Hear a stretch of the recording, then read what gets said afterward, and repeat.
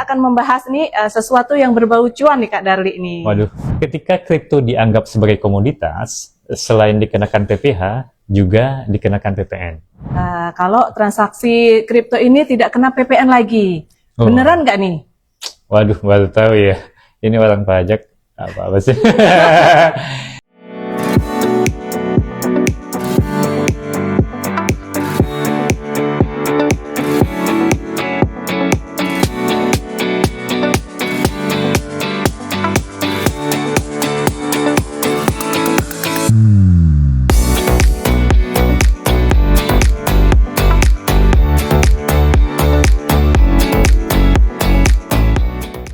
Hai Sobat Bijak, apa kabar semuanya?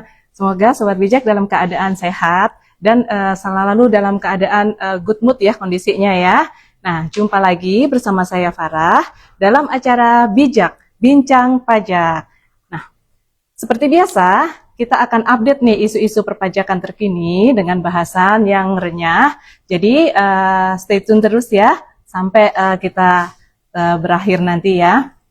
Nah, di sebelah saya sudah ada nih salah satu penyuluh pajak dari Kanwil DJP Jakarta Utara yang paling hebat ya. Apa kabar Kak Darli? Alhamdulillah baik Kak. Ya, jadi di Bincang Pajak kali ini nih kita akan membahas nih sesuatu yang berbau cuan nih Kak Darli ini. Waduh, ya. Enak nih. Yoi. Dan pastinya nih Sobat Bijak ya, terutama nanti generasi milenial dan Gen Z sangat familiar nih ya dengan aset digital yang satu ini. Apalagi kalau bukan kripto ya Kak Darli ya. Nah, kabar baiknya nih di aturan terbaru transaksi kripto ini tidak kena PPN lagi. Nah, benarkah demikian? Jadi Sobat Bijak nanti kita akan mengupas tuntas dan semoga saja nggak bikin mules ya bersama tadi Kak Darli. Nah, ya Kak Darli, bagaimana nih hari ini? Apakah sedang profit atau loss nih Kak Darli? Waduh, kalau lihat sebagian besar portofolio merah menyala nih Kak. Waduh. Dan beberapa mesti cut loss. Tapi harus tetap semangat ya guys, menanti hijau nextnya. Ya betul. Kalau Kak Farah gimana nih kabarnya? Kalau dilihat dari senyumnya kayaknya dapat gain gede ya hari ini. Waduh, tentu dong. Nah, tentu nggak jauh beda nih sama Kak Darli ya. Sama ya. Tapi nih Kak Darli, hari ini tuh aku ceria banget nih. Nah, salah satunya nih aku dapat kabar nih yang terbaru nih. Kalau transaksi kripto ini tidak kena PPN lagi. Beneran nggak nih? Waduh, baru tahu ya. Ini orang pajak apa sih?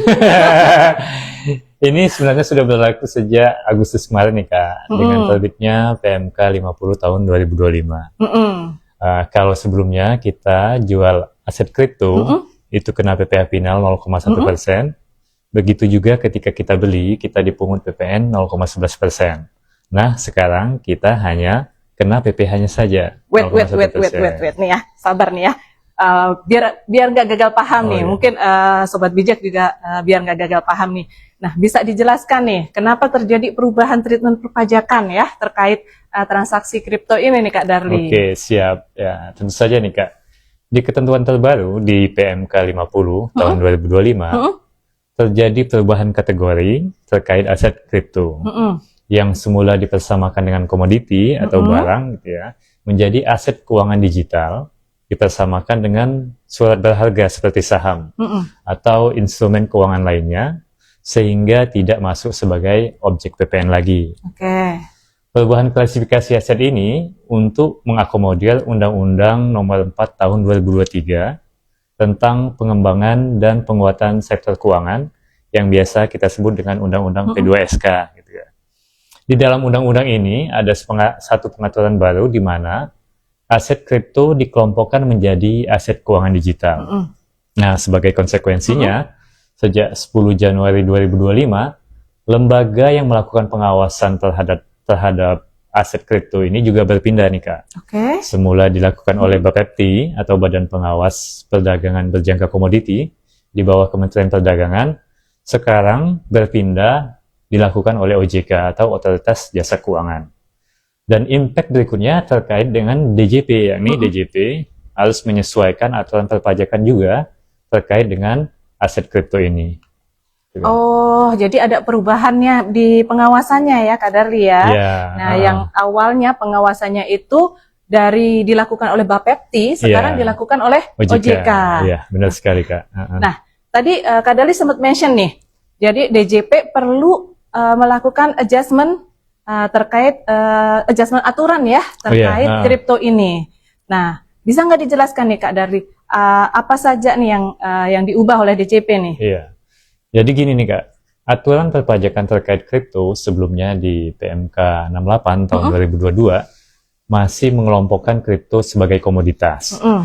Dengan berlakunya Undang-Undang P2SK yang mengkategorikan kripto sebagai aset keuangan digital, maka diubahlah aturan perpajakannya melalui PMK nomor 50 tahun 2025. Dan tentu saja karena terminologinya adalah aset keuangan, maka akan relate dengan pertanyaan apakah termasuk objek PPN atau tidak. Dalam hal ini, aset ini tidak termasuk objek PPN lagi. Oh, gitu. Nah, dengan adanya perubahan aturan ini nih Kak Darli, apakah hanya PPN saja yang terdampak atau ada konsekuensi lainnya? Ya, tentu saja ada nih Kak. Jika kita cermati di PMK 50 tahun 2025, ada beberapa hal yang berubah dibandingkan dengan aturan sebelumnya, baik di PMK 68 tahun 2022 maupun PMK 81 tahun 2024. Secara sederhana penjelasannya seperti ini. Pertama, terkait dengan aspek perdagangannya. Ini yang perlu dicatat nih, para pencari cuan kripto. Wah, jadi, para pencari cuan ya. Ya, perlu di bold ini ya. Ketika kripto dianggap sebagai komoditas, selain dikenakan PPh, juga dikenakan PPN. Yang mana ketika melakukan penjualan aset kripto, penjual akan dikenakan PPh final sebesar 0,1%. Kemudian ketika melakukan pembelian aset kripto, akan dikenakan PPN dengan besaran tertentu yakni 0,11%. Nah, ketika klasifikasi kripto berubah dari komoditas menjadi aset keuangan digital, maka PPN sudah tidak dikenakan lagi, hanya menyisakan PPh. Namun di sini tarif PPh-nya terjadi penyesuaian yang semula 0,1% menjadi naik 0,21%. Itu yang pertama. Ya. Nah, selanjutnya gimana? Selanjutnya terkait dengan pihak pemungut, ya, yang biasa kita sebut dengan exchanger. Di PMK sebelumnya, di PMK 68 maupun PMK 81, kita sebut dengan istilah PFAK atau pedagang fisik aset kripto. Sedangkan di aturan terbaru di PMK 50, namanya menjadi pedagang aset keuangan digital atau PAKD. Kemudian, untuk jasa platform, tidak ada perubahan. Baik yang dulunya dikenakan tarif PPN biasa, sekarang pun juga demikian. Begitupun dengan PPh-nya, dulu dikenakan tarif PPh pasal 17, sekarang pun untuk platform juga dikenakan PPh umum, tarif pasal 17. Jadi tetap ya untuk tadi ya. Berikutnya yang perlu di-note di sini terkait dengan mining atau jasa verifikatornya. Terjadi perubahan terkait besarnya tarif PPN, semula 1,1% menjadi 2,2%. Jenis tarifnya tetap masuk dalam besaran tertentu. Ya semula besaran tertentunya 10%, sekarang menjadi 20% gitu. Dan PPh-nya semula dikenakan PPh final 0,1%, diubah menjadi dikenakan PPh umum, tarif pasal 17. Tapi tenang saja nih Kak, perubahan PPh ini mulai berlakunya 1 Januari 2026. Jadi sampai dengan 31 Desember 2025, masih tetap dikenakan PPh final. Ya, itu yang agak tenang ya. Iya, agak tenang. Terakhir, terkait dengan platform luar negeri. Kalau di aturan sebelumnya, pengaturan terkait exchanger luar negeri hanya dimuat dalam satu pasal, yang penyebutan exchanger luar negeri sebagai pemungut PPh hanya mengikuti penunjukan mereka sebagai pemungut PPN.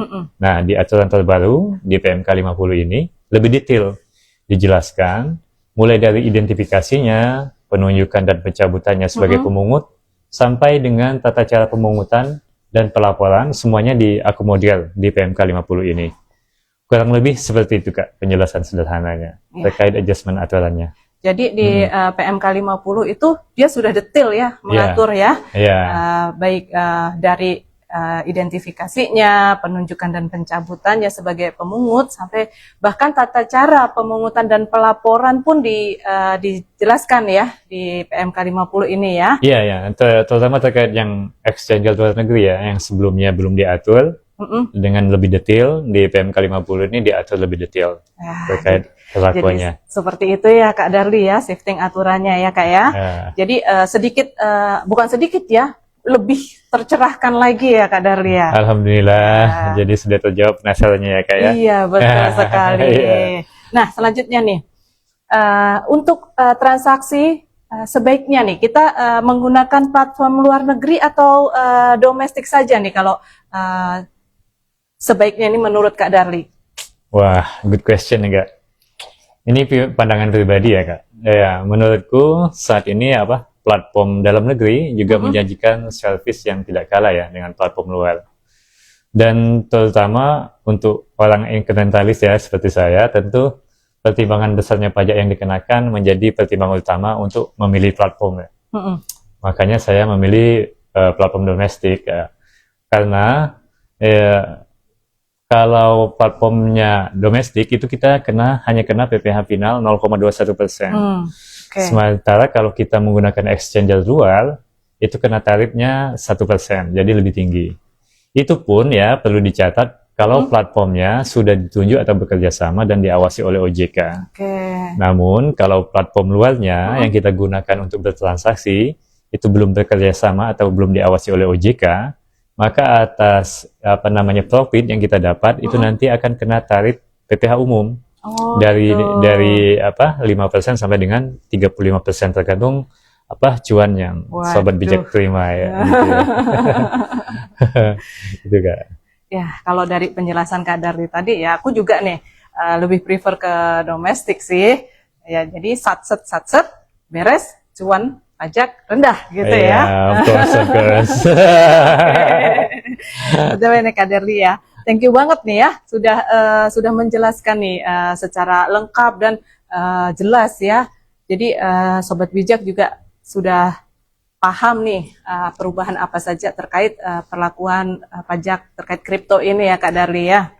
Oke, my pleasure Kak, senang bisa menjelaskan. Iya, jadi sobat bijak nih perlu diingat nih.